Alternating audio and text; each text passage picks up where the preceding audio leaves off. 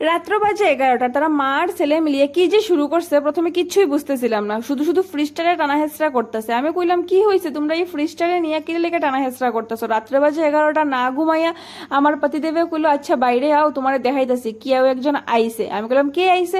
কইলো আমরা ফ্রিজটা তো কয়েকদিন থেকেই নষ্ট হয়ে লেগে ভাবলাম নতুন একটা ফ্রিজ আনিয়ে তোমার একটু সারপ্রাইজ। আমি তো সত্যিই অবাক, কারণ কিছু কইলো না, কোনো কিছু না, হঠাৎ করিয়া হুট করিয়া গিয়ে একটা ফ্রিজ লইয়াই পড়লো। যাই হোক, যা করে ভালো লেগেই করে। আমরা ফ্রিজটা কয়েকদিন থেকে নষ্ট, খুব সাফার করতেছিলাম।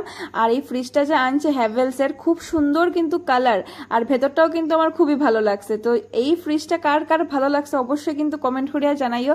আর প্রাইসটা যদি জানতে লাগে অবশ্যই কমেন্ট করি। নতুন জিনিস আইতে না আইতেই পুরানা জিনিসটা সরাইয়া আমরা নতুন জিনিস রাখি দিছি, আর তাড়াহুড়া করিয়া সবাই মিলিয়ে এই পুরানা ফ্রিজটারে একদম ঘর থেকে বাইর করার লেগে উঠিয়া পড়িয়া লাগছে যে তাড়াতাড়ি বাইর করো, তাড়াতাড়ি বাইর করো।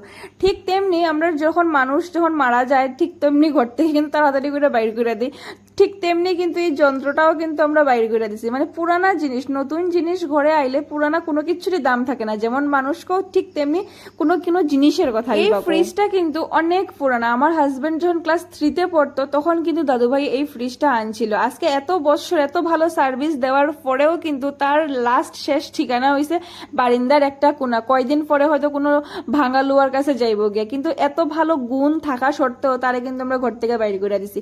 ঠিক তেমনি নতুন নতুন কোনো কিছু আইলে পরে কিন্তু পুরানা জিনিসেরও দাম কমে যায়। নতুন জিনিস যেভাবে ঘরে আইছে আমরা খুব আনন্দ পাইতেছি, ঠিক তেমনি কিন্তু পুরানা জিনিসটা যে নষ্ট হয়ে গেছে তার লেগা কিন্তু মনটাও খারাপ হয়ে গেছে, কারণ এই টাকাটি কিন্তু সেভিংসে থাকতে পারতো যদি পুরানা ফ্রিজটা আজকে ভালো থাকতো।